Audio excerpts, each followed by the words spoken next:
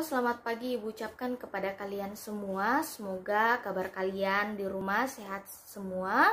Dan izinkan Ibu sebelum kita masuk ke pembelajaran kita hari ini, Ibu akan memperkenalkan diri Ibu sendiri. Oke, jadi nama Ibu Lydia Arni Barumbun. Kalian bisa panggil saya dengan Ibu Lydia. Dan sekarang saya mengemban tugas sebagai guru sejarah wajib di kelas 12 MIPA dan IPS, dan guru sejarah wajib juga di kelas 10 IPA dan IPS, dan guru sejarah peminatan di kelas 11 IPS. Jadi sebelum kita memulai pembelajaran kita hari ini, Ibu ingin memberikan kalian sebuah arahan atau informasi mengenai media pembelajaran yang Ibu pakai untuk ke depan.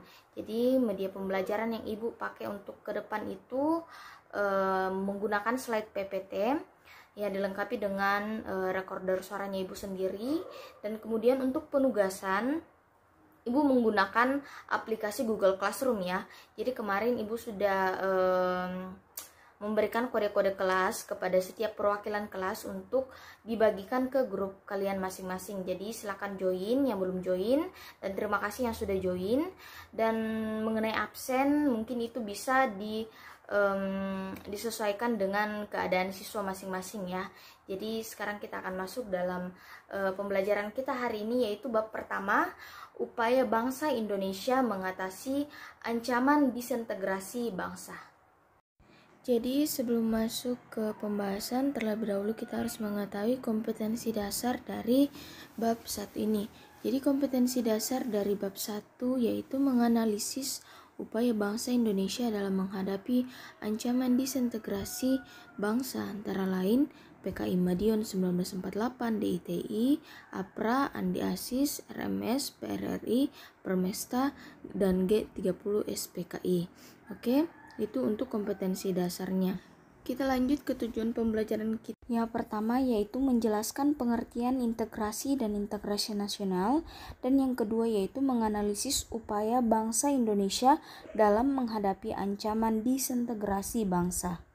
Oke, jadi dalam bab 1 ini ada beberapa 3 subtema ya yang akan kita pelajari, dan yang pertama yaitu integrasi untuk kedaulatan sebuah negara. Jadi dalam integrasi untuk kedaulatan sebuah negara ini kita akan membahas 3 pokok penting, yaitu pertama pengertian integrasi dan integrasi nasional itu sendiri, yang kedua faktor pendorong dan penghambat, dan yang ketiga yaitu penyerahan kedaulatan Indonesia dan kembali ke bentuk negara kesatuan. Oke, jadi kita masuk ke slide yang berikutnya. Oke, silakan anak-anak membuka buku halaman 6 sampai 7. Di situ kalian bisa melihat pengertian integrasi dan integrasi nasional. Tapi di sini Ibu ingin merangkum saja ya pengertian dari integrasi dan integrasi nasional itu sendiri. Oke, jadi silakan buka buku halaman 6 sampai 7. Di situ ada menjelaskan mengenai pengertian integrasi dan integrasi nasional. Nah, di sini Ibu merangkumnya mengenai pengertian integrasi dulu ya. Jadi integrasi menurut Kamus Besar Bahasa Indonesia atau KBBI mengemukakan bahwa integrasi adalah pembaruan hingga menjadi kesatuan yang utuh atau bulat. Yang kedua, William Howard Reitnis mengemukakan bahwa integrasi merupakan penyatuan bangsa atau suku berbeda dari suatu masyarakat menjadi satu kesatuan yang utuh untuk menjadi satu bangsa. Nah, mengenai pengertian integrasi nasional itu sendiri adalah usaha atau proses penyatuan perbedaan-perbedaan dalam suatu negara berdasarkan bahasa, darah, sejarah, tanah, dan tujuan yang sama sehingga tercapai keserasian dan keselarasan nasional. Nah, adapun tujuan dari integrasi nasional ini bagi sebuah negara adalah untuk mempertahankan keutuhan dan kedaulatan negara. Oke, setelah membahas mengenai pengertian integrasi dan integrasi nasional itu sendiri, mari kita membahas lagi mengenai faktor pendorong dan penghambat terwujudnya integrasi nasional yang ada di Indonesia. Nah, di sebelah kiri itu ada faktor pendorong, di sebelah kanan ada faktor penghambat ya. Di faktor pendorong ada 4 poin, yaitu perasaan senasib dan mempunyai tujuan yang sama. Ini ada kaitannya dengan poin yang kedua, yaitu adanya faktor sejarah. Di halaman buku 7 jelas di situ mengatakan bahwa karena adanya kekuasaan kolonialisme Belanda selama kurang lebih 350 tahun telah banyak memberikan andil bagi terbentuknya integrasi nasional. Hal ini sebagai akibat adanya persamaan nasib dalam sejarah, yaitu sebagai bangsa yang sama-sama dijajah oleh Belanda dan memiliki cita-cita yang sama, yaitu melepaskan diri dari pengaruh kekuasaan Belanda untuk menjadi bangsa yang merdeka dan berdaulat. Jelas ya bahwa di sini ada faktor sejarah yang sama, perasaan senasib. Dan yang ketiga di sini jelas berkaitan bahwa mereka ingin bersatu seperti yang telah dinyatakan dalam Sumpah Pemuda pada tanggal 28 Oktober 1928. Dan yang keempat yaitu karena adanya rasa nasionalisme dan patriotisme dari rakyat Indonesia, di mana nasionalisme merupakan rasa cinta tanah air dan diwujudkan dalam upaya memperoleh kemerdekaan, yaitu yang disebut dengan patriotisme.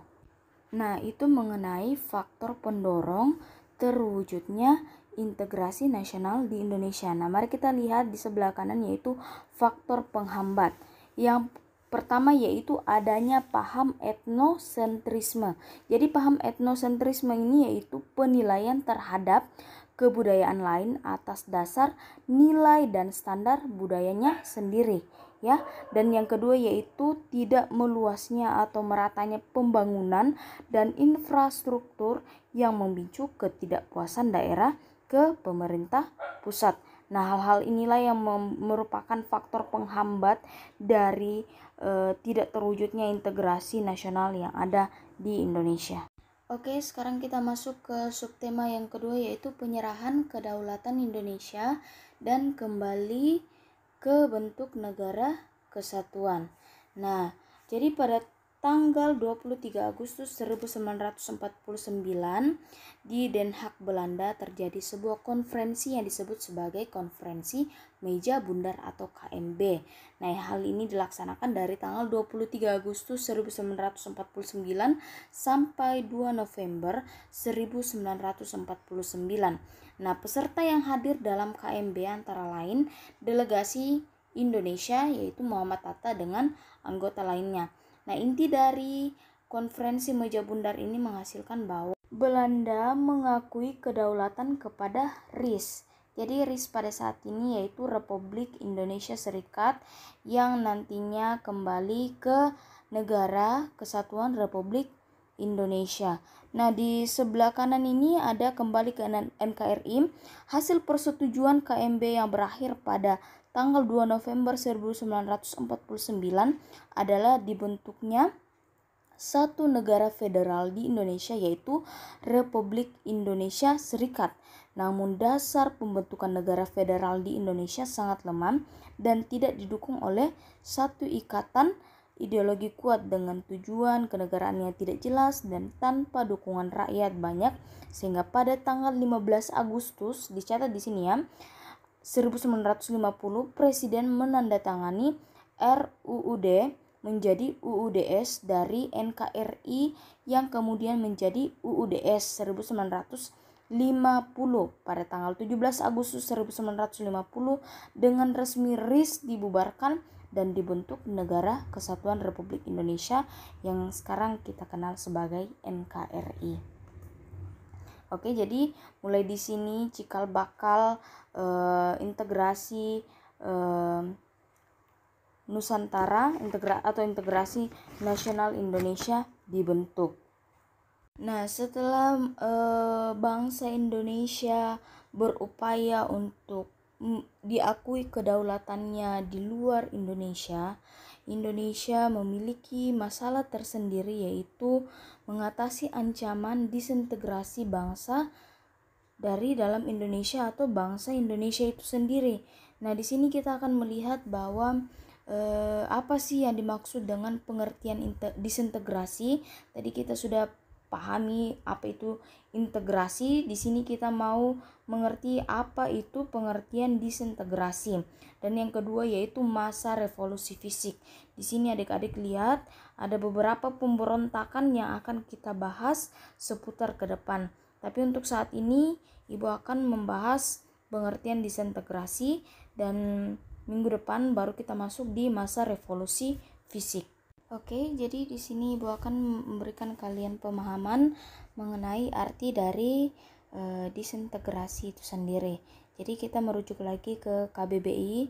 Di situ mengatakan bahwa disintegrasi adalah keadaan tidak bersatu padu, keadaan terpecah belah, hilangnya keutuhan atau persatuan, perpecahan.